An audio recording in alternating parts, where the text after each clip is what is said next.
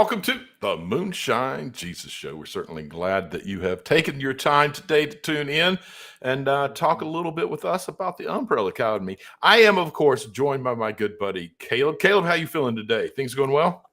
I'm feeling great, Mark. I can't wait to Excellent. talk about the Umbrella Academy. Most excellent. Me too. But before we get things started, let's remind everyone that we are supported by progressivechristianity.org. It's a great place for all your progressive needs and resources. We very much encourage you to check them out there. Check us out on Facebook, Moonshine Jesus on Facebook, as well as everywhere you get your podcast. You can find the Moonshine Jesus Show. We're in all those places. And as always, a very important reminder, this is not a spoiler-free zone. No, it's not. Never it's full has of them. been. It's full of. It's what we do.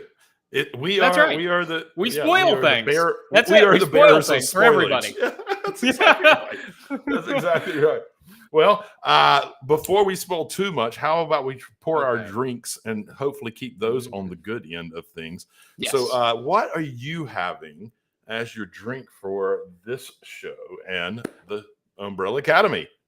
Okay, so here's the thing about the Umbrella Academy, Mark. It's a dark show, but it's also a ton of fun. And so I was thinking about my drink, and I thought, I need something that's dark, but is also a lot of fun. And so this week, I've got the Umbrella Academy Kahlua and Cream Milkshake. And I thought this is also good for like a hot summer day. And so I've got 2 ounces of Kahlua, 2 ounces of vanilla vodka, ice cream, vanilla ice cream, whipped cream, and sprinkles. And of course, an umbrella. An umbrella, of course. Right? I think that you absolutely knocked that one out of the park.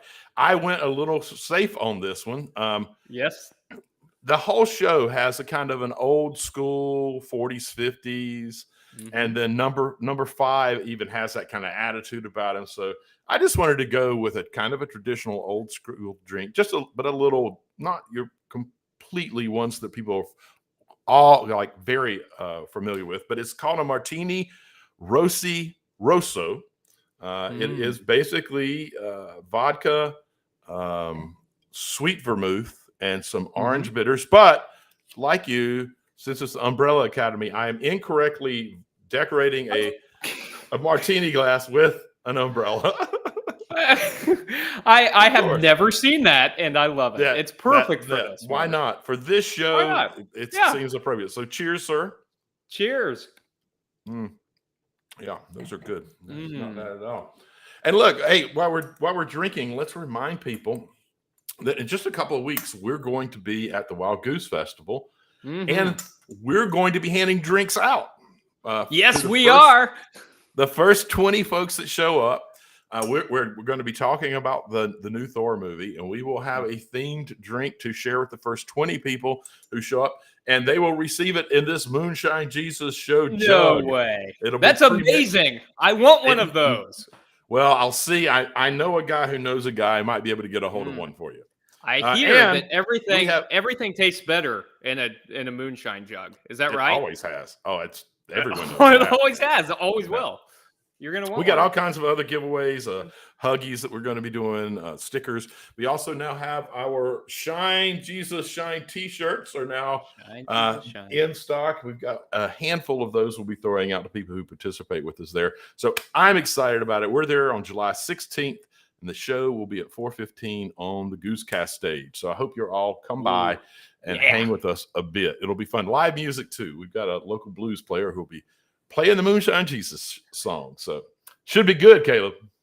I'm looking forward to it. I can't wait to see people there. I can't wait to taste something out of that moonshine jug. I'm ready for it. It's the best. It's the best. I may have tried mine out. I don't know. Maybe a little bit. Of course you did. Let's hear some tunes, and we'll come back and talk a little bit about this show. Moonshine Jesus, nobody in the sky. Moonshine Jesus, baby, alright. Moonshine Jesus, a surprising delight. Moonshine Jesus, won't you shine a light?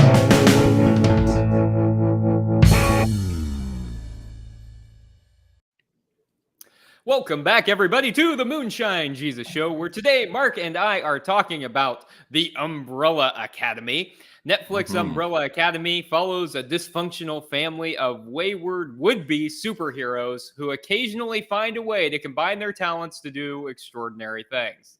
But often they fall victim to their own egos and insecurities, which pushes the world even closer to the brink of apocalypse. High stakes show. So every year something's going to blow. The Earth's going to blow. That's right. That's why I want to ask you about, Mark. Right. So really? Season Season 1, we kind of get to know the characters as they try to save the world from an apocalypse. In Season 2, they travel back to the 1960s to prevent an apocalypse. And in Season 3, they're back in present time in an alternate future after altering the events of the past as they try to prevent an apocalypse. And so here's my question. Again, this is not a spoiler-free zone, so I'm about to give a major spoiler for Season 3 if you haven't seen it. At the end of Season 3, Mark, they lose their powers. Here's my question. How do you think they're going to prevent the inevitable coming apocalypse without their superpowers? Wow, you really jumped right into this, didn't you? I know. I thought I had in the back of my head this idea that maybe we would get to this thought, but hey, we're going right to the end of the season. This is what I want to talk about. It's my segment, Mark. This is what I want to talk about. So it was complicated. It's fair, man. It's your segment. Listen, it was Reginald. Okay, wow, there's so much to unpack here. It depends. Like Reginald had figured out how to use this kind of machine in this alternate universe that was sort of a metaphysical fail-safe that they called the Oblivion, and it's actually hidden by the Obsidian Hotel, and the Oblivion is inside and behind it, and he has this machine he's figured out how to use, and he's got to get 7 of the Academy members to stand on certain spots. And so here's where I am with it. I think he knew that they were going to end up back with no powers. But I'm trying to decide if that's because he knew the reset would prevent something that he did that ultimately made his all of their mothers pregnant, because there were 43 women across the world that got pregnant all at the same time without being in a relationship with anybody. And I've always felt like that Reginald had something to do with that. And so maybe he knew that on a reset, he wouldn't have done the thing that made him powerful, or that was some high-tech space stuff that he was interacting with. There's a part of me that also wonders, I wonder if he programmed it to not have them not have their powers, and if maybe he thought that was like giving them their lives back. Like maybe there was this soft spot in this alien robot, whatever he is. Right. Because we have seen throughout the seasons that he does have this a soft spot. Whatever alien thing he is, he does every once in a while get really like almost emotional about the kids. So maybe he had this little and I'm going to give you this last gift that you don't have to worry about your powers anymore. You don't have to ever save the world again because you can't. You can just have your normal life. I don't know. I was in one of those schools and I couldn't figure out what I really thought was going on. Well, that's interesting because I think you're right that none of these powers have been great gifts for them. They've all had pretty terrible lives, and I mean partly because of Reginald's own doing. I mean, he was a bad dad, and he didn't give them like a supportive environment to grow up in. And yet they also like we're struggling with these gifts and how to make use of them. And so maybe it is actually a gift to get rid of them. And and I mean, some of the characters even seem to go away ready to live their lives without those gifts. And so maybe it would. But is it going to be interesting to watch? Do you think? I think it's going to be brilliantly interesting. Okay, to watch. Good. Yeah, I should throw in right now. I just saw a user comment online, probably a first-time listener. We promise you we are going to spoil this for you. So save this for later after you've seen the show. This is not a spoiler-free show. We will. No, be we said we're spoilers. We are going to spoil this for you. Right, I'm going to jump right to the very last episode, and that's what we're going to talk about. The big giveaway. I do think, though, that it sets up. By the way, the 4th season isn't guaranteed yet. Netflix is in talks with them, but hasn't okayed it yet. Which made me it made me a little anxious because this one, the 3rd season, felt like it got tied up slightly neater than any of the first 2 seasons, who ended on these crazy cliffhangers. I was a little concerned about that, but I think there's a lot of potential in year 4. You've got Luther, who's not part of the family right now because he's out searching for his wife. You've got the rest of them who are probably in contact, and then, of course, the apocalypse is going to start to happen, and they're going to go, oh, well, if we had our powers, we could do something. So we get episode after episode of them trying to figure out why did we lose the powers? How do we get back to the powers? Which could be a lot of fun, and watching them kind of interact. And we have all that opportunity for some who don't really think they want their power back, and others who can't wait to have their powers back. So I don't know. I kind of think it could make for a kind of a fun beginning with a more serious ending next season. I don't know. Does that seem reasonable? Do you think that could happen? Yeah, I think that's what's going to happen. I think they've got to renew it. I want to see it wrap up a little bit nicer than that. Maybe it's wrapped up nicer than other seasons, but it needs a proper close. So I hope they bring it back. So I want to pivot a little bit, Mark, and I want to ask you this question because I'm dying to know this. I was wondering the whole time I've been watching Umbrella Academy about this. Yeah, I want to know who your favorite character is, who your favorite family member is in the show. My drink is a giveaway. It's number 5. I absolutely love number 5. I love his kind of like rough guy, old guy attitude and this young body. He travels, he knows all these things, and he's a little bit like he'll make weird little jokes and pick on people, and they don't even see that his joke, what he's doing to them. And I just think that he's kind of the guy that pulls them together frequently, where they're all going crazy, and he's like, okay, look a minute here, we all got to get real serious here. We got to figure this out. I kind of like that about his character. So I'm a fan of Luther too, but number 5 is definitely my favorite. How about you? Yeah. So I like Victor. I think Victor's a very interesting character to see develop over the course of things. Incredible. And so I'm sure we'll talk more about that in the next segment as we talk about the theopolitical stuff. And I think Klaus is the comedic person that we need to make the show work. I think he is the relief, that release valve that we've got to have during all these serious kind of things.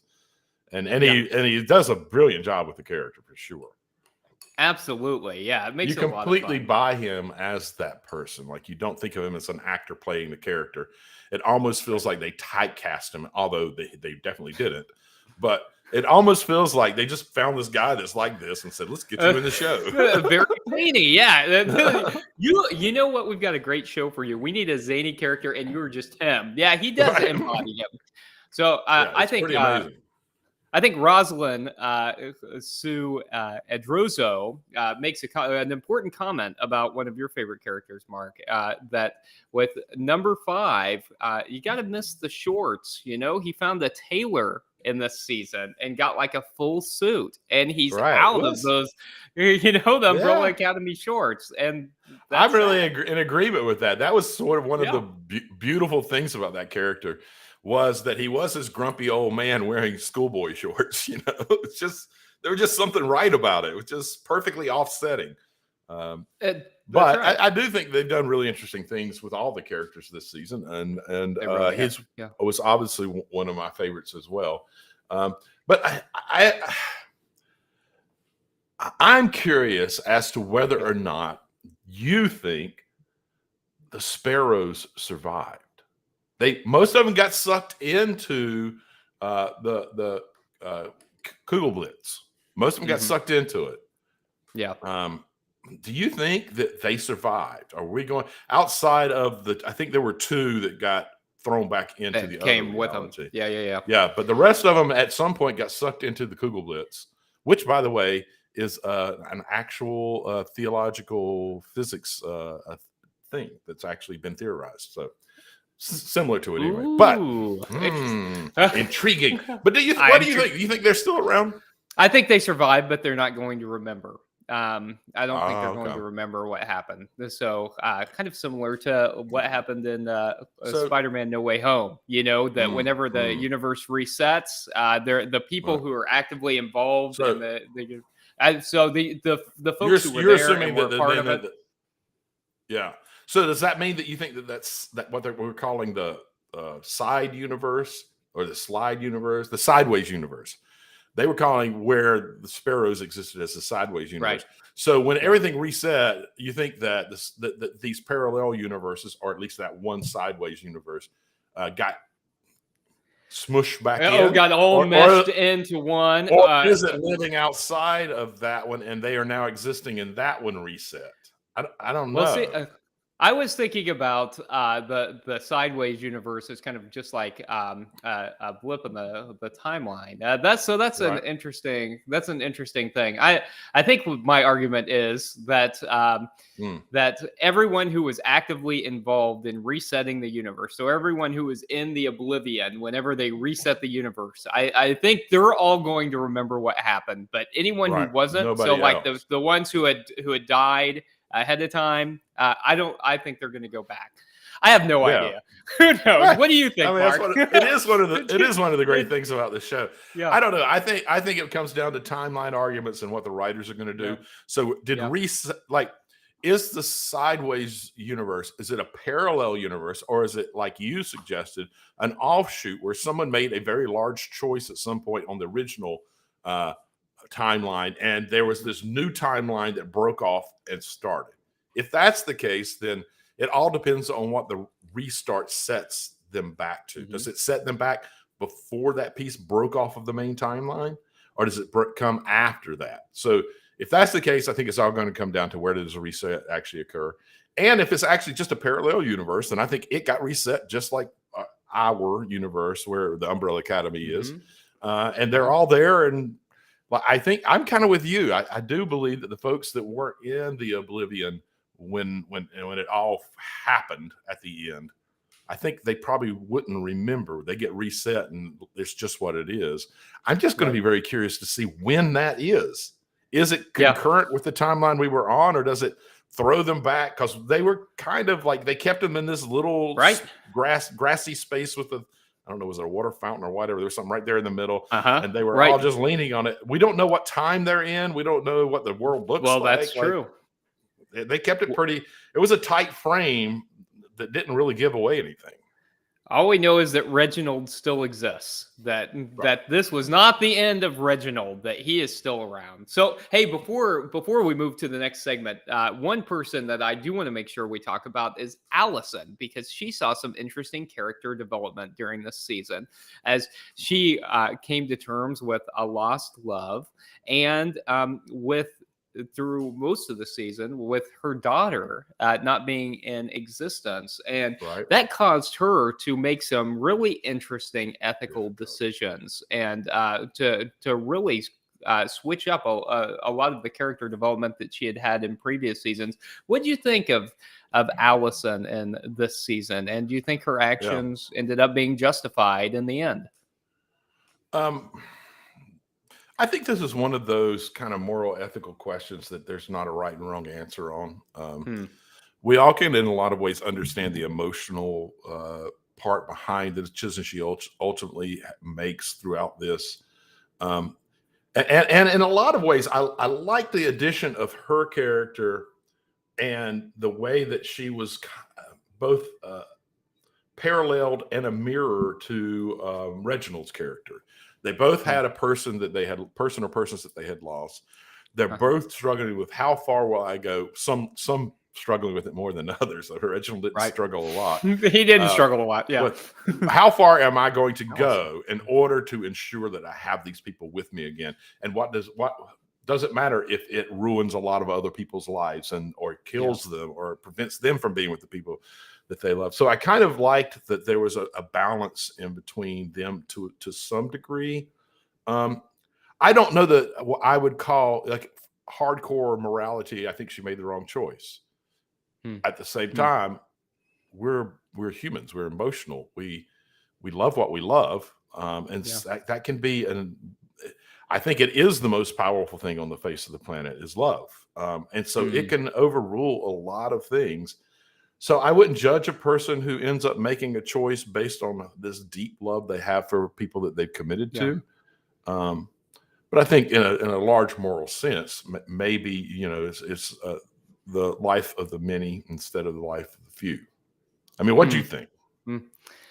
Yeah, I think that's right. I mean, if you're talking about the whole fate of the universe, then at least in and to quote Star Trek, right, the needs of the many outweigh the goods of the one or the few. But that's a lot easier to say than it is to practice whenever it's you personally. Well, and so I think you're right. I think her actions, Allison's actions in particular, were particularly understandable. But hey, I think, you know, asking questions about morality and ethics, that must mean it's time for us to pivot and to talk about the theopolitical aspects of this show. So let's listen to the drop and come back.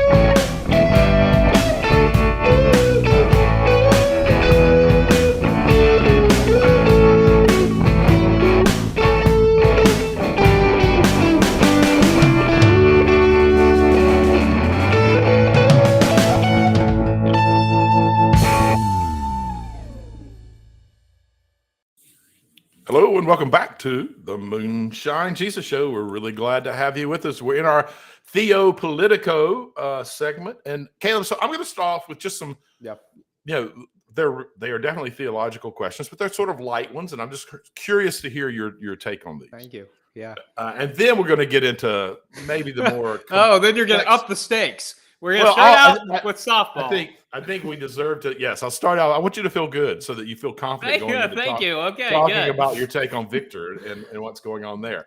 All right. So the first question I have for you is, what do you think of the show's depiction of the afterlife?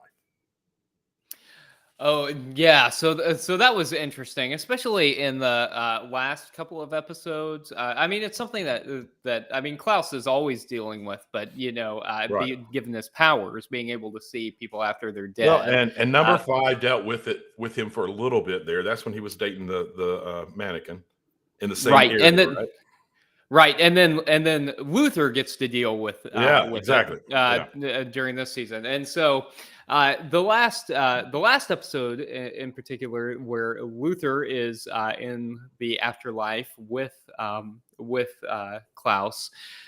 You know, they are going from different places, and at one point they go to a bouncy house, and Klaus says somebody's version of heaven is this bouncy house, you know, as if heaven is whatever it is that makes you happiest or something. So I think that's a relatively common depiction of what we think, what people think the afterlife looks like. You know, I'm not one who tends to think about that too much. You know, I think it's Marcus Borg who said that, is there an afterlife? And if so, what will it be like? I have no idea. Right. But the God who buoyed us in life will buoy us in death.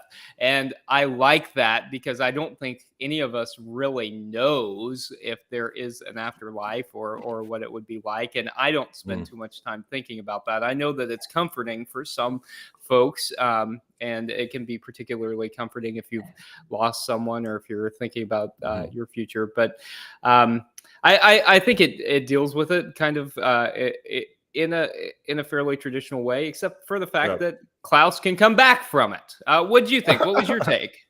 I'm kind of with you. I get the kind of appeal of, you know, for some people, it's obviously like whatever your happiest memory is or a happy place for you. Yeah. But it was interesting because Klaus, his memory is always this kind of barren area with crappy chairs and a wall that's not really part of a house and a TV sitting there.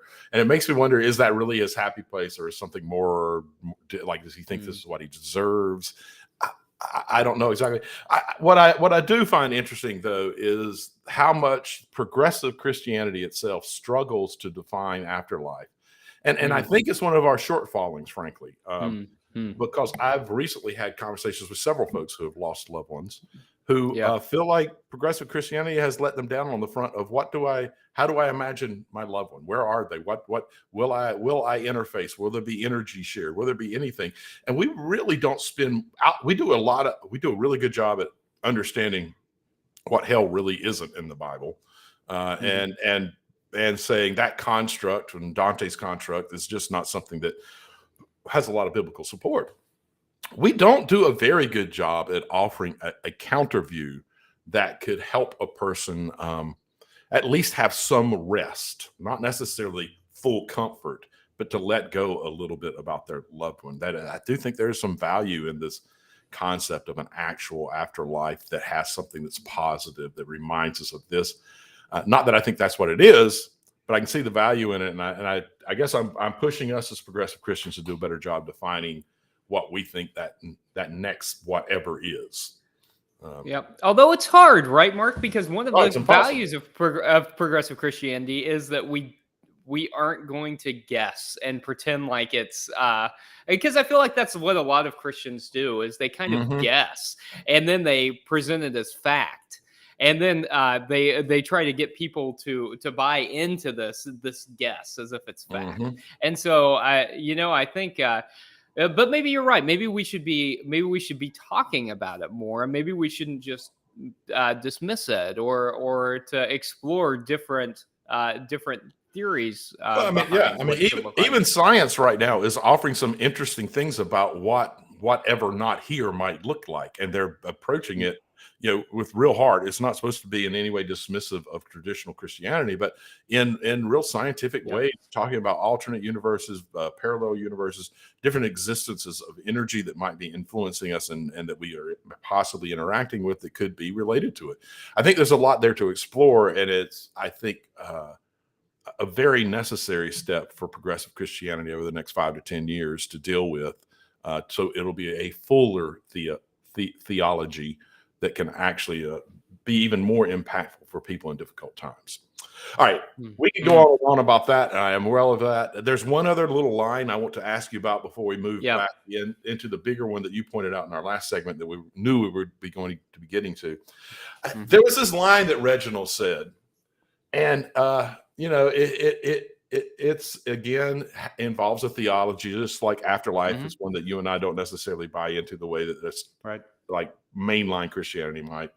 This one buys into sort of a mainline understanding of creation and creationism and that kind of thing. But I thought it was this interesting quote, and I wanted to hear your modern application of whether or not that might be the case or not. When he's talking about the oblivion, this metaphysical fail-safe that might be put in that would allow him to reboot, he says, this is Reginald, whoever or whatever wove space and time, they left a way to put things back together if the universe faced annihilation. All right, not necessarily a literal annihilation, but do you think that the universe is woven together in a way that we can put things back together when they fall apart?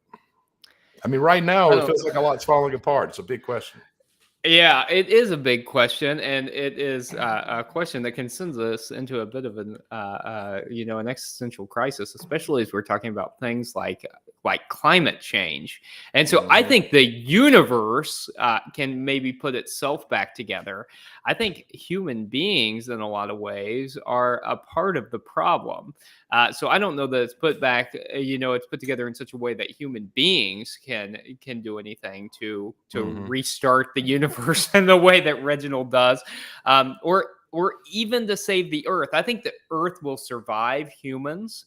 Whether human beings get to be a part of that next stage or not, I think is yet to be determined. And so I think that particularly if we're talking about the climate crisis, that this is one of the things that is, the saddest, is that we are seeing the results, the effects of climate crisis, and the results of us taking years and years of inaction. and it's really causing a lot of despair, especially among for all of us, but especially among Gen Z folks who have to deal with the fact that the Earth might not be here in the same way for them that it has been for everyone else. So I think that the universe can save itself. I think the Earth can save itself, but whether or not human beings can be a part of that or not, I don't know. What do you think? Well, what I think is I'm not going to answer that question because we're running out of time in this segment. We've got something very important that we need to be. Oh, yes. I will say I will tweak it the tiniest bit. I do think that the universe exists in such a way that when human relationships and human divisions, when relationships fall apart and divisions happen, that it is woven in such a way that we actually can be a part of preventing annihilation in that kind of division and falling apart. That if we are willing to actually put the work in, that the universe is knitted together a way where we can make those things better if we, put our energy, our efforts, and figure out how to love our neighbor. All right, but we're going to move on here. You're an optimist. You're an optimist. I love it. I think of myself as a pragmatist, but I'll take it. Okay. I'm a pragmatist who wants to be an optimist. How's that? That's good. All right, so I want to talk a little bit about, so in between last season and this season, Elliot Page made the announcement that he was transitioning. This is who he had always been, and he finally arrived at a place in his life that he was able to recognize, express it, and do something about it. And I don't know about you, but I feel like the Umbrella Academy almost embraced this, right? I felt like they absolutely did. Did. I think they not only embraced it, but I think they showed us a model of how family and friends can respond to that in a helpful way. Just like accept, it was almost like a non-issue for. Yeah, I loved it. Okay. I loved it. Like you talk about the non-issue, like with Luther, he said, like Luther sees Victor for the first time with a haircut, and Luther's like, oh, like the haircut. 10 gauge, that's a good call. Like just made it all normal, just a normal, like you're still my buddy. You're still the person that I want to be close friends with, kind of stuff. I love this little bit, and I want to hear what your thoughts are. Victor is discussing his transition with Luther and Allison. And Allison starts blaming almost herself, saying, God, I should have realized this earlier. I really should have done this earlier. And Victor says, you couldn't have known because, I didn't fully. And he says that Sissy, one of the other siblings, opened something in me, showed me I'd never be free hiding from who I really am. And after losing her, I realized I just can't live in that box anymore. I won't. I always hated mirrors. I thought everybody felt so strange in their skin. I guess that's not true. How powerful is that? And for a show, they had to go back and write this in, because the whole show was written before Elliot went public, and to see them do those write-ins like a speech like that's just brilliant. And I can't imagine how many lives that alone touched deeply or even saved. It was beautiful. It was beautiful. And I think that made the season for me. So, so I was going through and binge watching Umbrella Academy for the first time. And I thought I love this show because of the superhero stuff and all that. But I thought this show is worthy of existence just for this scene alone. To empower, to see a trans person embracing their true selves, having that portrayed in this public way through Hollywood, I think was powerful. And then to see the family struggling not with their willingness to embrace it, but to try and struggle how to really appropriately support that person, I thought was incredibly wonderful. So I think Luther too, not only the thing about the hair, but he said, hey, should we throw him a party or what? And Diego comes along and goes to Victor and said, hey, your brother wants to throw you a party. He wants you to know that we love you. Do you know we love you? He's like, yeah, I know you love me. And he's like, okay, well, let's get back to trying to save the world, right? But it's just like, hey, we love you. That to me was a scene that said, beautiful. Hey, we love you unconditionally, no matter what. We accept you as you are. Talking about the world being designed in a way or existing in a way that it can be knit back together, there is a beautiful example of folks knitting it back together when something changes, and rather than using it to tear them apart, they keep that universal pull that bonds us. They not only recognize it, but they amplify it in a case that could like make a person not feel accepted. I thought it was just beautiful. It was it's one of my it was a great season, but that was definitely one of my favorite pieces of it. So listen, okay, you give me hope again. Yes, excellent, good. Hey, I'm gonna make you an optimist yet. All right, we're running a little longer. Let's take this segment and come back and see who can make who look stupid.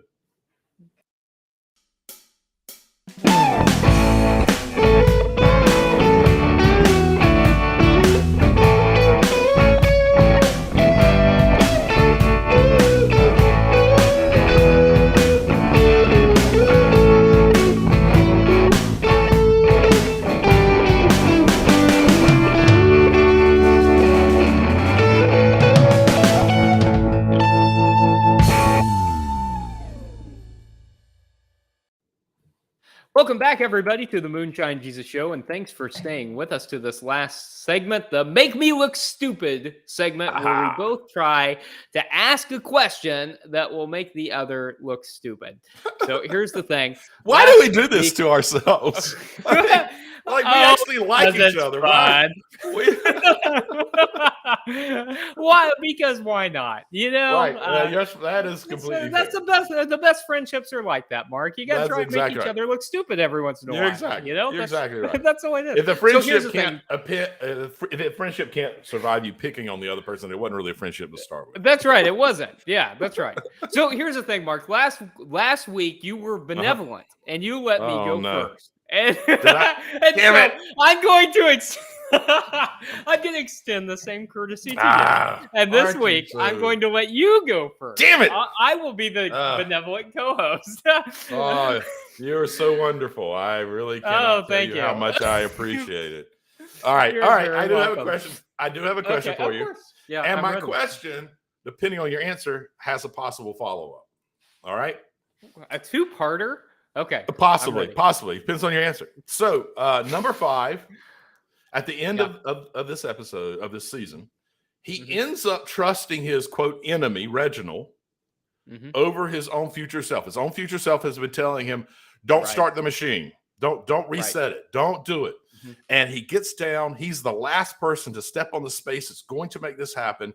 And you see him think about it for this flash. Right. And then he uses his powers, boom, boom, and he's standing on it. So he trusts his, quote, enemy more than he trusts his own future self. And it sort of works out. So are there any lessons that are packed away in that as part of the story, or is it just sort of a ridiculous piece of the story? Well, you know, it's the writers leaving the possibility for another season, right? What happens? So you're saying the only lesson here is that writers write some stupid crap if it'll get them to the next season.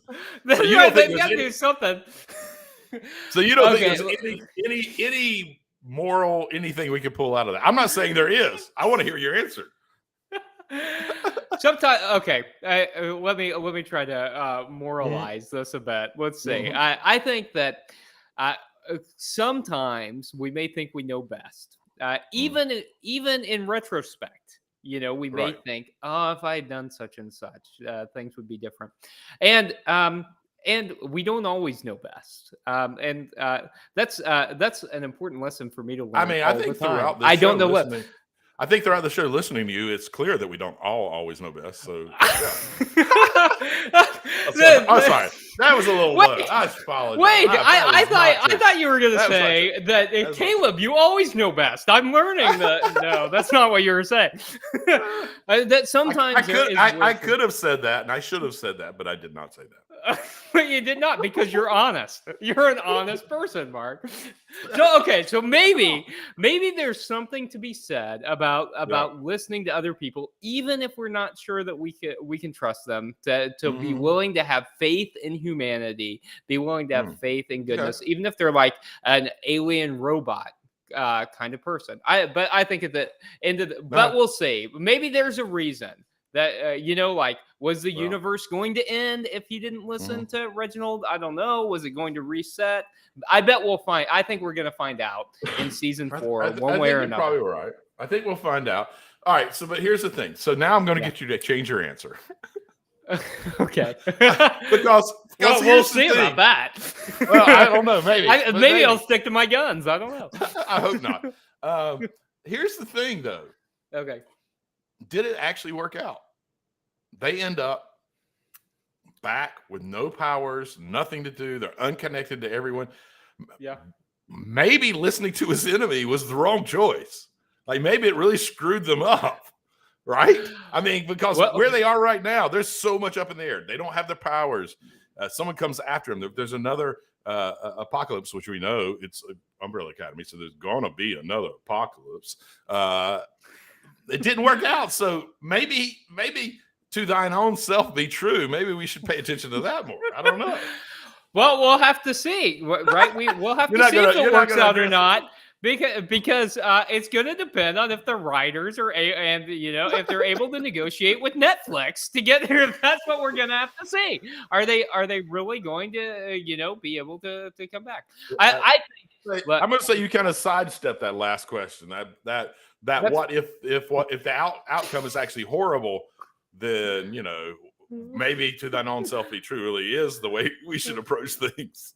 Trust your gut. Or you know what? Maybe it is. You do whatever you do, and you deal with the consequences, no matter what it is. And so, that's a very wise answer right there. I think we often what if ourselves to death. What if I had done this, or what if I had done that? And at the end of the day, it is whatever decision we make in the moment is the decision we make, and we face the consequences, right, wrong, or indifferent. It is what it is. So right. So I'm comfortable in my sidestep, Mark. Okay, I'm comfortable leaving it there. Okay, so I've got a question for you. All right, I'm worried. So I'm rocking. I'm so worried. I'm finding myself actually rocking. With an anxious anticipation. Oh gosh. This is my like hyper energy. I can't sit still for 45 minutes. Okay, I'm ready, Mark. I buy that. I completely buy that. Man, it's gonna be weird. You know me well enough. It's gonna be weird, like trying to do a live version of the Moonshine Jesus show and see. That's right. I'm gonna be up with the microphone, see if you can stay in your walking seat. all around. Hey, everybody. Okay. Audience engagement. I'll take the mic. No, I'll take the mic. Yeah. Let me run around. Okay. So throughout this season, Grace, the robot mom, thinks that this ball of energy is God that is down in their like laundry room basement area, right? She thinks that it's God, and she's actively worshiping it. So one, I want to know, is God really a ball of energy somewhere?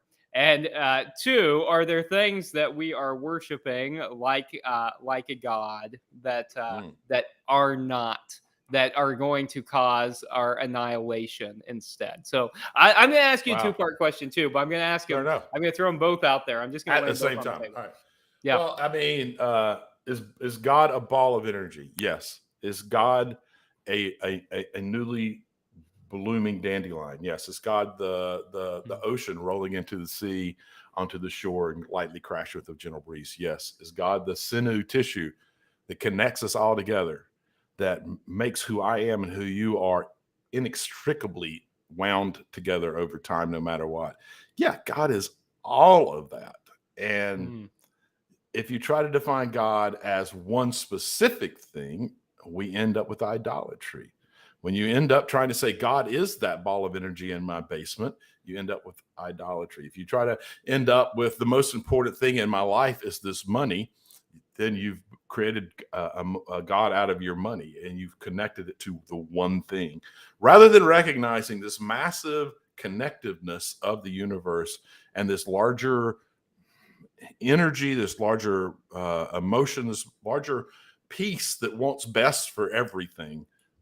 You end up missing all of the largeness of that and the connectedness of it when we focus on one little thing and try to make it incredibly important. I've heard people do that with a book sometimes as well. I've heard that too. I've got to say, Mark, what, the Bible? What is that? That is the most beautiful definition of God I've ever heard. I concede this round. That is like where did that come from, Mark? You just like this is how I think about God, man. It's literally how I think about God. So, that is beautiful. I love that. But I also, Caleb, but I also know that is in large part how you conceptualize God as well.